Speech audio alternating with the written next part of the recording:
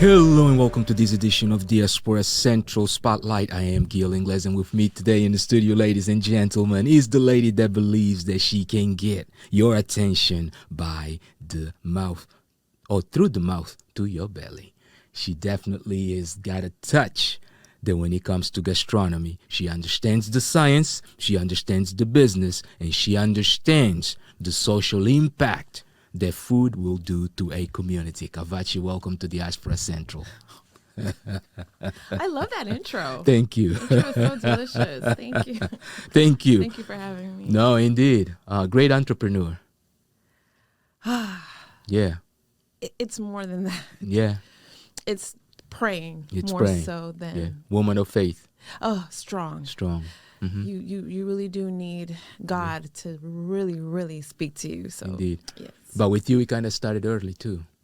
Yes, actually. I mean, my mom and my father and my grandmother, my aunt, they're very prayerful. Yeah. And all of them kind of have some type of entrepreneur spirit, especially my mom and my grandmother. Yeah. And my dad as well. Okay. But it was more so watching them grow and stay passionate about what makes them powerful in their community. Okay, got you. Now, let's kind of go back to grandmother. So I want to go back that far. Okay. And let's touch a little bit on the heritage also. Did grandma have a lot of children? Well, no. So my dad, my father's mother and my mother's mother, both were women who were the titans in their family. Got you. Very Matriarchs. Yes, very entrepreneurial. My grandmother pretty much helped establish, on my dad's side, establish colleges, secondary schools for women and men to really get them educated and focused on getting into the workforce. Then on my mother's side, she had all types of businesses, from cooking, from selling. So she was into the food industry. Right. And then just to kind of have the two women on both sides very focused on making sure that they have their own money and that they're established was a key goal for their... Right. And that is important for that generation also because that was very unusual. In Nigeria, right? Yes, it's crazy how you have the women way more focused on expansion and growth and being able to provide a service that is going to better the community. Got you. And you can mention their names because we like names, we like stories, we like to create that web of individuals. So you can give us names if you don't mind. On my grandmother's side, she passed away in the early 90s. Yeah, her name was her name was Mama Dorothy, and then my grandmother, she passed away this year in February. Okay. We all called her sister. Okay. AKA Mama Dollars. Got you. Mama Dollars. Yes. Sister. I know. Yeah. Dollars like dollars. Yes, not Naira, dollars. Not Naira. She made it clear. No, which is kind of good, and I did a little bit of background on you, and you started early also. Yeah. Yeah. Around college time, but... way before college. Because, I first started my career in entrepreneurship was in high school. In high school? Yes. Every summer I was working. Got you. Now, were you born in Nigeria or you were born in the States? I was born in the U.S., but I went to boarding school in Nigeria. Oh, wow. How old were you when you went to Nigeria? I was 16, 17. Okay. So did you go with your parents or they just sent you? They okay, sent me to boarding school.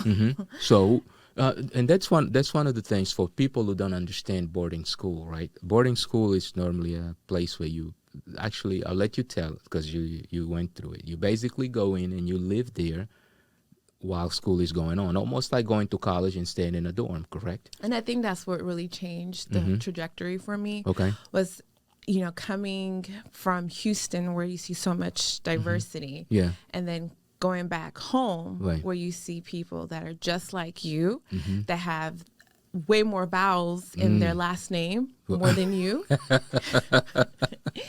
And, when you're used to just seeing just different types of nationalities and then you come here, it's like everyone looks like you, different variations, way longer names. Yeah. And you're the only one that is just with an American accent, and everyone is looking at you like Right. you're the oddball. Got you. Now, here you were born here in Houston. What schools did you go to? Elementary. Let's start in Oh, elementary. wow. So you heard the story, Yeah. the third grade story then. No, I haven't heard the story, but I want to hear it. Oh. Yeah, I did some digging around, and I want to hear it from you. Oh, so you said. Yeah, Diaspora Central, we do our research. Oh. Yeah, we do our research. Okay. Mm-hmm. I went to school here in Alief. Okay. And then I went to high school in Fort Bend. Okay. And within the early 90s, it was very challenging because it was a lot of different nationalities, very international. Right. But I was like the only Nigerian person in my third grade class. Right. In Texas. In Texas. Which is kind of unusual already. Well, back in the 90s, it was a Was different. It was Still? very. Well, it was very different. Yeah. It was very different. I was always under the impression that the Texas to Nigerians was almost like the Legos away from. Oh no, it took time. So back in the 70s, when Nigeria was thriving and flourishing, they gave TSU an endowment. Okay. And that endowment included giving Nigerian students access to the American education. Got you. And that was their entry, was through TSU. So a lot of 17 and 18-year-olds, 19 and 20-year-olds came from Nigeria into Texas Southern University. That was their point of entry, as I will say. Right. And from there, so not everyone was able to come in. Yeah. So the few Nigerians that were able to get in were just surviving. These were our parents who were very young and new to America. You know, all they knew was pretty much the 70s. Got you. Of the African American community. Got you. So now, let's get back into you. So in elementary school. In elementary school, we had a lot of Black Americans, and then you had a sprinkle of African Americans. Okay. So when I say Black Americans, I'm going just saying this because I have to still give the Black American community awareness. Right. And I was taught Juneteenth. Okay. The difference. Okay. But going back, it was just a few of us that were in this elementary school with a lot of nationalities on the southwest side of Alief. And at school, it was very hard because it was just only me and in my classroom. Wow. And so just trying to survive in a community of different nationalities, and I was Black. Right. Now, was that your first, I guess, is that the first time that you realized that although you were born here, you kind of being raised differently, or of course, things are different? It was pretty much. Was it? It was, you had the American way of doing things, but after 3 o'clock, when you got off that bus, walked into the house, you were back in. You're Nigeria, right? You are McDonald's what? Yeah. Burger King who? Yeah. There was that. No, it's rice and stew. There you go. That was the identity. It's fufu. It's a goosey soup. It's a little bit of inkwobi, esho, like all of the cultural foods. Right. So it was kind of like day and night. So it was pretty much like a luxury slash. Wow, we get American food when we get to America. That's schools. Funny. That's funny. And so you sitting there and you now realizing that, oh my God, okay, so yeah, I'm one of them, but really I'm not. Something else. It's like I had to live in two different worlds. Yeah, create two identities, basically. Exactly. Yeah. And the crazy thing is that my mom was hustling, okay? And she opened her first restaurant called Casey's Restaurant, which is my initials. Okay. And everybody knew her in the community. Right. Because my mom was pretty much doing all of the jobs. So when we had that opportunity to do International Day at our school, I mean, my mom didn't really believe in rodeo. Wow. Didn't really believe in Valentine's Day. All of the holidays that the Americans were very familiarized with. Yeah. Our family didn't know what was that like, because keep in mind, these are 17 and 18-year-olds. Yeah. So they were just trying to figure things out, and they're living vicariously through us. And what is mom's name? Well, I call her Safari. Safari. Yes, because Now, why do you call her Safari? Because the restaurant that she's been running for 30 years Right. it's called Safari. And when I will call her, she will say Safari. Yeah. So it's not, when you hear her say Safari, when you call her personal line, I just got used to just saying So Safari. now you just call her Safari. It's the same way that we call her mother sister, we call her Safari. Okay, so mother sister. Got you. Mother sister Safari. Well, my grandmother's name was Sister. But she told us to call our grandmother Sister. Well, no, she said so my mom calls her mom Sister. Okay.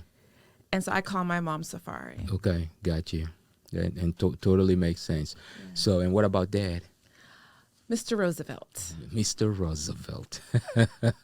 Now, is Roosevelt his actual name, or that's also the name that you call him? No, it's they couldn't spell Roosevelt, so they called him Hector. Hector. Yes, which is very interesting.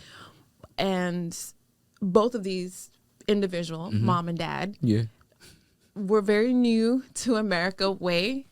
And so a lot of things that we would come home showing them, it was just like they were literally living vicariously through us. Wow. Now, were they both from the same state? They were, they're in born, Nigeria. they're born in the Imo State. Okay. But different towns. Different towns. Yes. Okay. And then which tribe? They were both Igbo. Both Igbo. Yes. Okay. So. But my mom is Igbo, but she grew up in the north, Hausa. Okay. So she speaks Igbo and Hausa. Got you. And now, do you speak any of the two? Listen, I don't speak Hausa because Hausa, to me, was the language of you're about to get your ass beat. Oh, really? That's the language. Why is that? Because that was the only language. See, now you're scaring everyone that feels like they minority or something. No, because when you speak Hausa in our household, someone's in trouble. Really? Yes. Okay, so Igbo, we can kind of decode. Get by.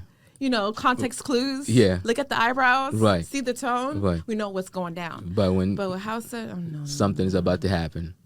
It's going down. It's going down. Someone's going to get a beating. Someone's in trouble. Yeah. Yes. But like I was saying, when we had International Day, I was so excited because I finally got to bring Nigeria to school. There you go. The show and tell day. Yes, but we had a whole presentation. Our teacher said, yes, you all can learn from a country, bring the clothes, bring the food, and we're going to share with the class. There you go. In third grade, I was like, well, shoot, it was been hard for me to just try to adjust. Because it's like, again, I'm in two different worlds. Right.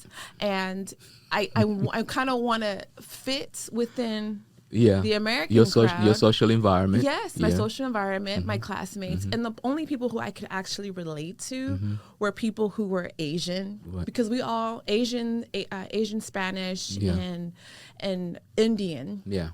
We all were living in the same two different worlds. You guys going through the same trauma, pretty much. Yeah. Yes, so much trauma. And so it was actually even worse for us because we were brown skin, black skin, but we just didn't have the same last name. Yeah. So our counterparts, our internet, I call them the United Nations. Okay. The United Nations, the we UN. Understood. Yes, we all understood each other. There was the UN Security Council, huh? Or Social Council. Yes, we all shopped at the same international grocery store, so we all knew exactly how to flow. There you go. But when it came to the black community, we just didn't fit in. We all had traditional clothes. Right.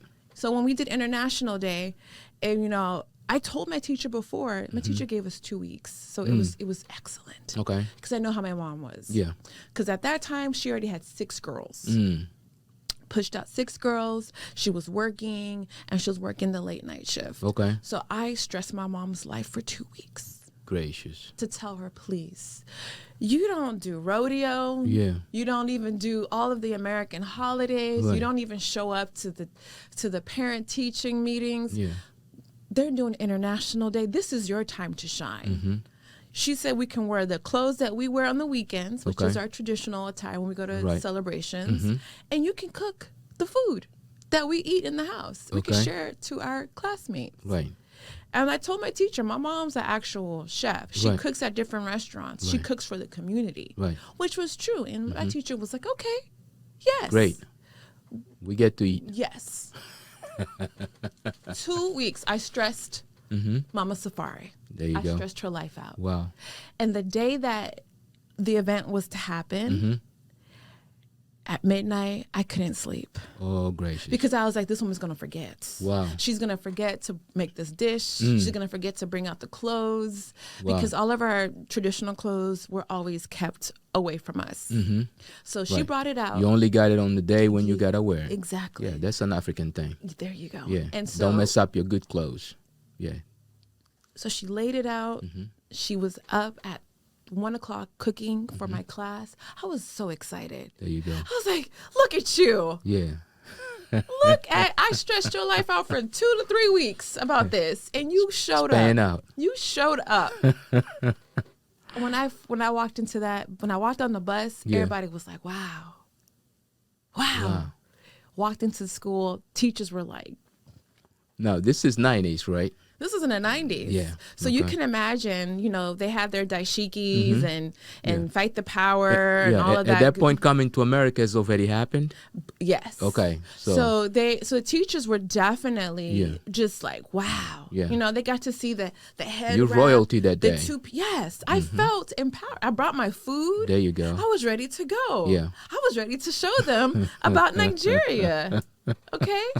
So we were all lining up, going into the gymnasium, and we put our food down on this long table, and we were literally excited because all of the international students were happy. We got to bring our second world into the first world. There you go. You brought your world into the first. And so it was so exciting to actually being able to let people see my attire, and I didn't have to fake it. You know, I was able to talk about my country. Yeah. And so we sang the song "It's a Small World After All." And when it was time for us to eat, I was so focused on eating my friend's food, darty, and all the other international the other students. cultures. Yeah. Yes, I was so excited. And one of my friend's classmates was like, "Where's your food?" And I was like, I put it on the table, but I was still focused on eating like the egg rolls and the quesadillas. I was so excited, you know. And towards the end, my friend was asking me, "Where's your food?" And I said, and I just kind of like, So I saw a lot of empty, containers and plates. So when I walked up to my teacher and asked my teacher, "Oh, where's my food? I don't see my container." So she comes back with my container, not even touched. Oh. So wow. Okay. And so I'm over here like confused, and I'm like, why didn't you, serve the food to the class? Yeah. And her reason was because we didn't know what it was, and it was just rice and stew. It was basically white rice with some tomato sauce, but spiced to perfection. Yeah. So no one got to, now did she eventually get to serve or anything? No. The event was pretty much over. So you have to go home. I didn't even go home with the food. I threw it out. Wow. I was like, wow, you didn't accept me for everything and anything about me. You accept my clothes, but you didn't accept the food. Right. And so it was like, so we're not good enough to have our food at the table. Wow. So that was the third grader girl. So that's elementary school. Elementary, third grade. That's how I knew life was about. At that point, let's go ahead and take our break because we need to take a look at some of this good food that the other stuff went in the trash. We may have to pull that stuff out years afterwards because it's probably still good. I know I can definitely still eat it. So let's take our break and we'll be right back.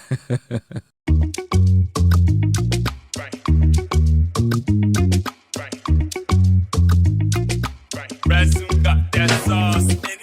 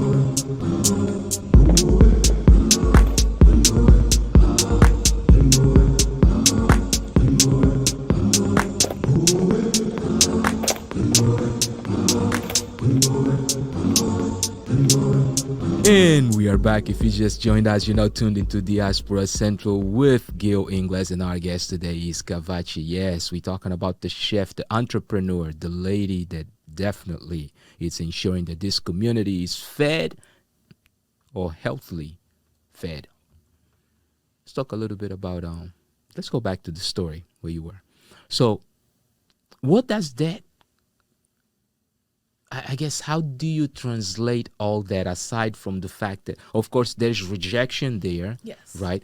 There's lack of acceptance. So from your perspective, because I mean, you in the third grade, you 8 years old, Yeah. right? Mm-hmm. It's almost like you formulating now your social environment, who you coming into, who you are as a child, and you get this major rejection. Does she at any point at all apologize or anything, or just brushes it off? And how did you deal with it?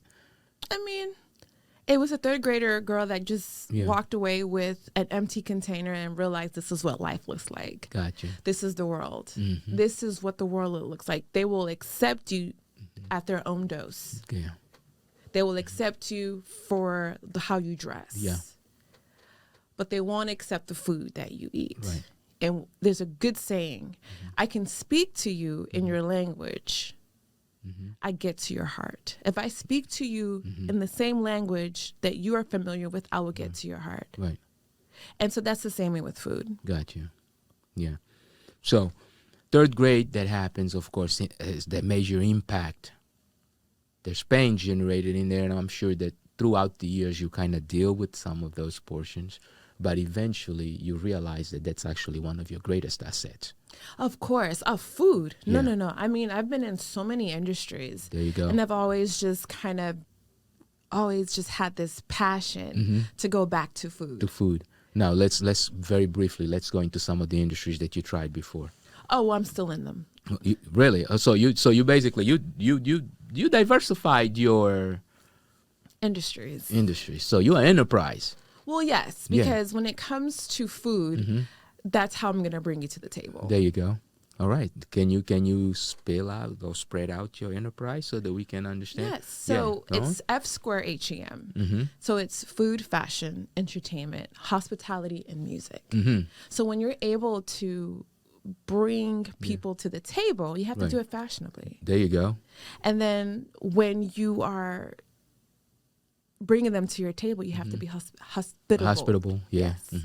And then when you're there, music is flowing, drinks are flowing, conversations are being started. Yeah. I am a advocate of good food and good connections. Yeah. Entertainment's important. Yes. Keeping them engaged. Yes. Yeah. Wow. Now, the formal name of the company is called Grabito.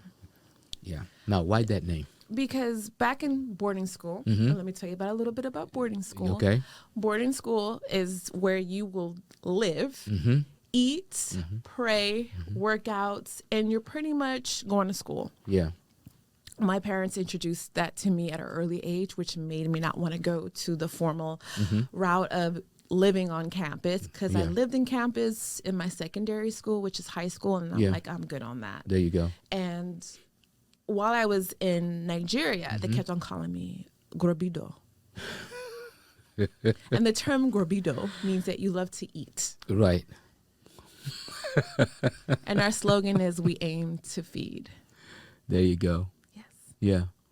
And you actually registered your company. Yes. That way. And currently you have a brick and mortar? So currently we have a restaurant called Safari, which is located on 10014 Bissonnette. It's been there for over 30 years. Wow. We are a company that focuses on feeding our community. There you go. We focus on West African food, but primarily Nigerian. Okay. Because there are other countries here in Houston. I want to say about 30 countries represented here that also offer their country's food. There you go. So I'm all about defining the country so people can start being able to identify what, where, and when. Because when you just say West Africa, sweetheart, West Africa is 15 countries. One country alone sometimes can be plenty of cultural diversity. Exactly. There. Each country has at least have 200 tribes. Yeah. So it's like you really want to give everyone their flowers. And so that being said, when it comes to Cribito, we're all about focusing on African countries. Okay. Afro-Latina, and then just Afro-Caribbean. As long as we're able to create that narrative to let people know that every country is represented at the table, and that's what Cribito is about. There you go. Creating and owning the narrative when it comes to gastronomy, excuse me. Wow. So, at what point in your life, though, did you realize that, you know what, food is definitely my... When I opened my first restaurant at 25, I was very young. And I mean, I've been at my mom's restaurant since I was in middle school. So she opened her restaurant back in 94. Yeah. And it was like 96 or 94. It was between those 2 years where she opened it. So I was working there for free. Okay. I was working there for free. You were interning. No, that's...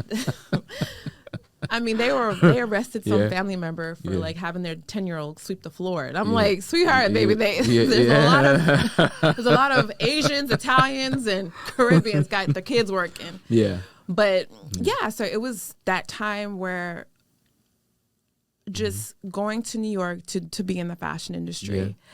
I mean, I pursued that life where I was exposed to a lot of designers and fast life. Yeah. And it was fun. Yeah. But I started gaining some weight. You know? And I love to eat. So So now, were you gaining weight because you were actually eating a lot, or just you were stressed? Because weight gain sometimes. When you live in New York City, food is the cheapest thing. True.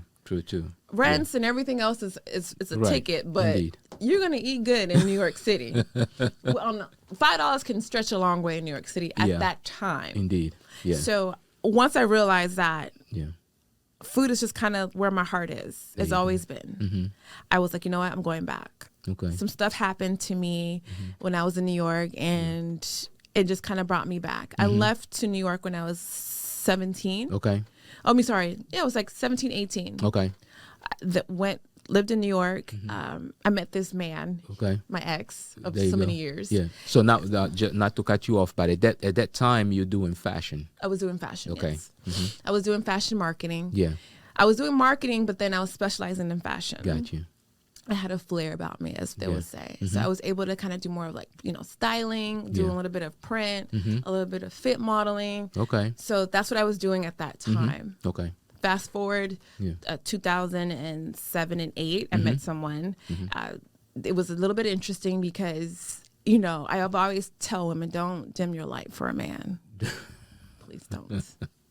Don't ever dim your light for a man. So is that what you were doing? I dimmed my light. Yeah. Because, being a Nigerian woman and at that time of my age, it was more of like, okay, our parents, especially women, our mothers are putting that stress factor on us. So we are accommodating just to be able to say we're married.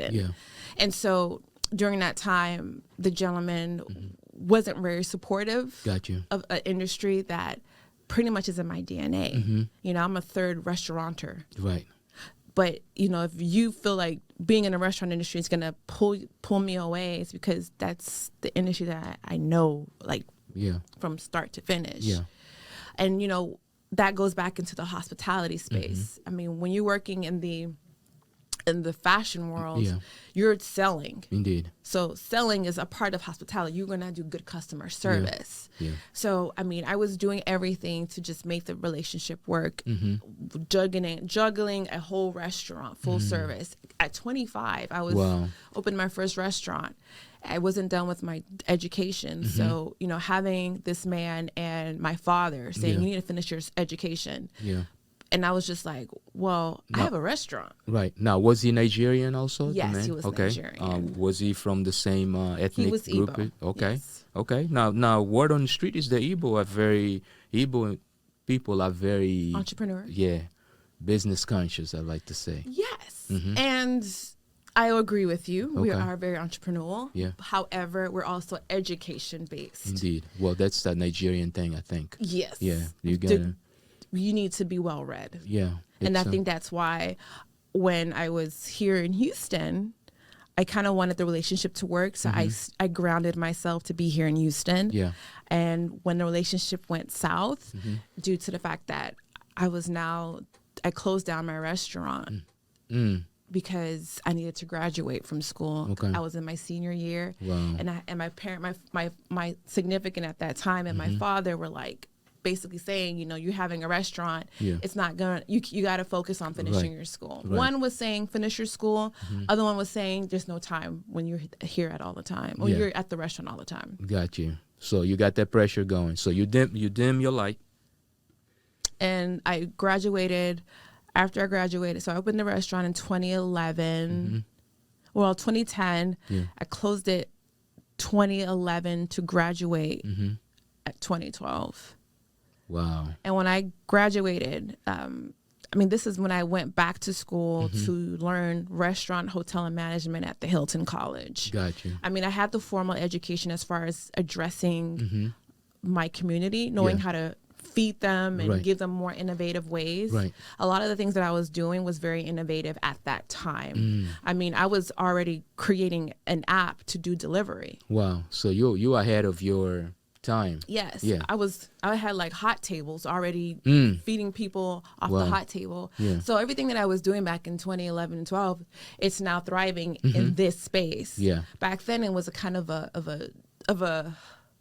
uphill. The gentleman at that time that I was talking to was like, "Oh, how are you going to have an app that does delivery? Right. That's not going to work." Yeah. No, not everyone is a visionary. Exactly. Not everyone is a visionary. Yeah, God doesn't make everyone the same. I don't realize that. Indeed, and visionaries will suffer when they're surrounded by individuals that are not visionaries, because you cannot communicate. Yeah. Yeah, what you see and what they see is never the same thing. Perspective sometimes determines everything. Yeah. Yeah. Wow. And that was very sad because that person called me like a year or two later and saying, "Look, that same thing that you were telling me about is actually Uber." But there you go. Yeah. And I was like, Yeah, I told you. yes. I thought it was a slap in the face, but Would you like a phone book? but it was interesting because fast forward now, it's the fact that I'm in the food space, but then I love technology. There you go. Think about it. Back in 2011, I was thinking about Getting an the app. whole app. Yeah. So I went back, got a little bit more certifications, started doing more Now on the technical. Okay, tech side. Back in I want to say not 97. Back in 95, I had a Palm Pilot. Okay. Oh wow.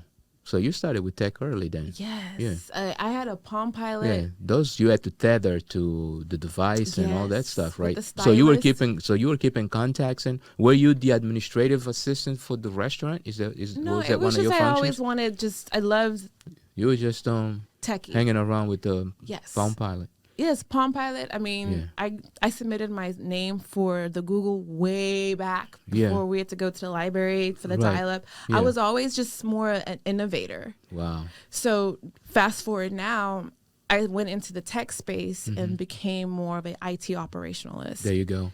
And healthcare was that way to get me in because, and I always tell people, healthcare is always going to be there. People are going to always eat. Yeah, two things that will never go away: food and medical. Those things, you need them both. Exactly. I spent once, I want to say then in 2015, I went into the medical space. Yeah. Applied some IT work and then was exposed to a whole new industry and just started to get more certifications and learning just the whole back end from coding, from machine learning, from just all of that. Like that was what interested me the most. So I was doing food and IT at the same time. Yeah. Then also including healthcare. There you go. So now today with blockchain, of course, that just uncovers a whole different world and a world of opportunities really for both industries that are your primary, which, for your main industry, there is a primary food and also for health. Yes, because food and health food and health go together. Yeah, indeed. You got to eat healthy to stay right? I guess, I guess that's the You right got to thing eat healthy say. to stay alive. Yeah, to stay healthy. To stay healthy. And the good thing about it is that, with that being said, a lot of the physicians that I've worked with would all agree with me that what's really hurting people is what's on their plate. There you go. Yeah, definitely guaranteed, and especially in our communities. Yeah, because we also come from communities in which plenty of times we don't go look for the doctor until we can no longer sustain whatever ailment I'm it like, is. sweetheart, we're not back home. You know, you're in a different environment with different elements of climates. Look, sometimes if you don't see it, it doesn't exist. Listen, it does exist. It's very subtle flags. It's not the red flag, but it's that yellow flag where you eat something, your stomach ain't saying yes. Indeed. So it's no, there's a flag. Yeah, indeed.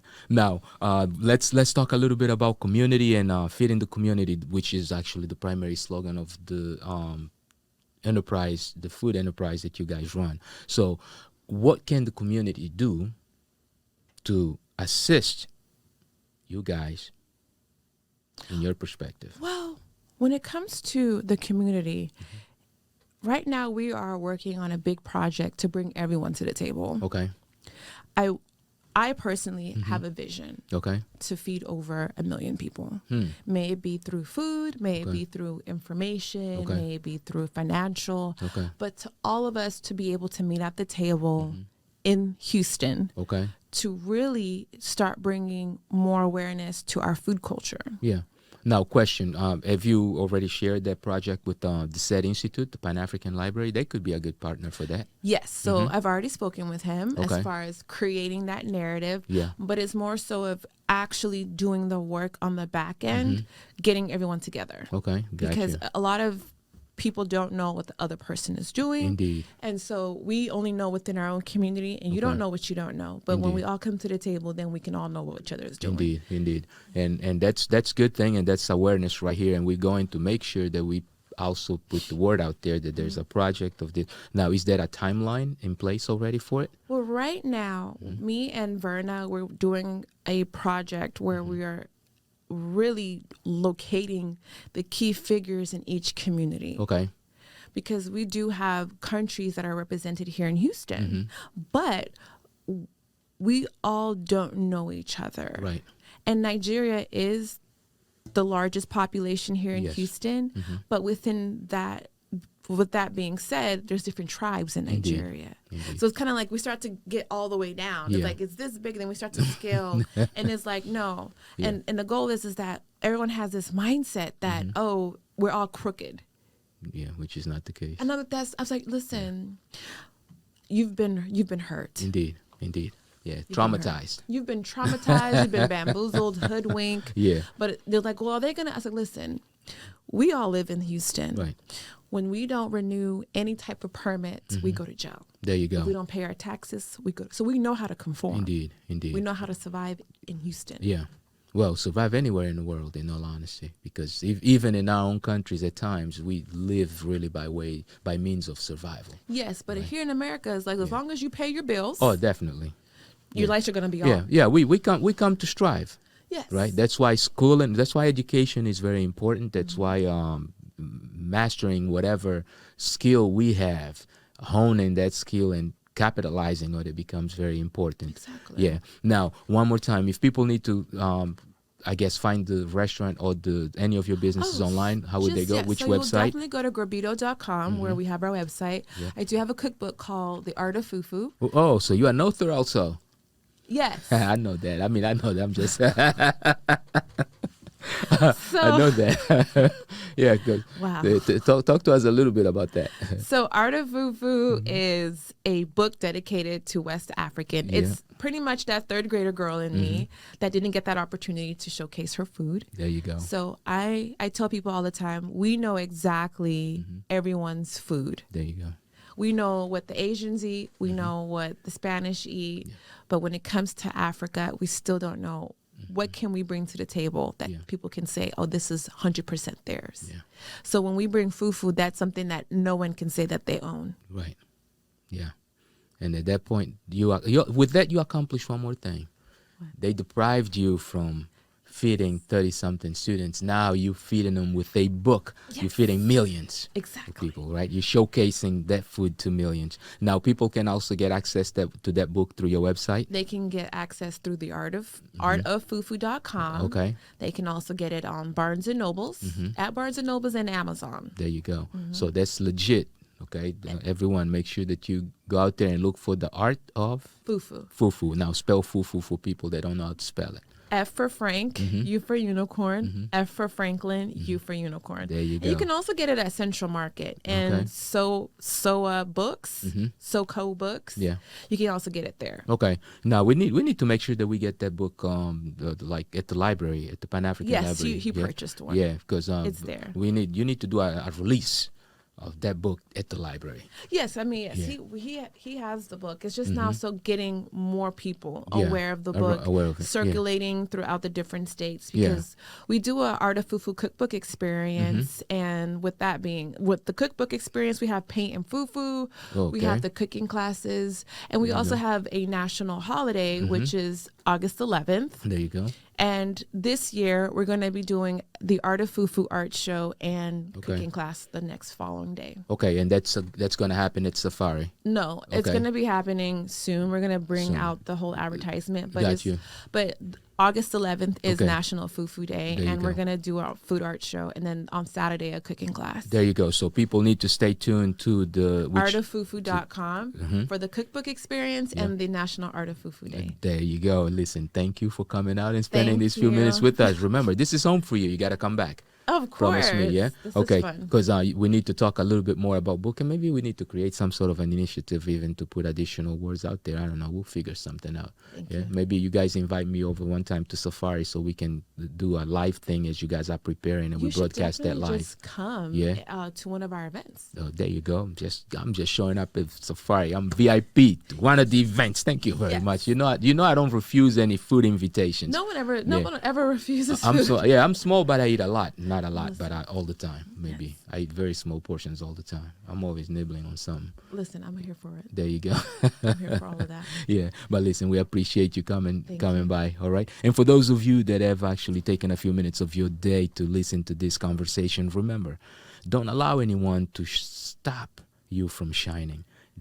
Use that actually as something that will propel you forward. Remember, just them saying no and that you're not able to, or that you shouldn't, may actually mean that you need to find a better way of doing and achieving all and everything that it is for you. Until next time, peace.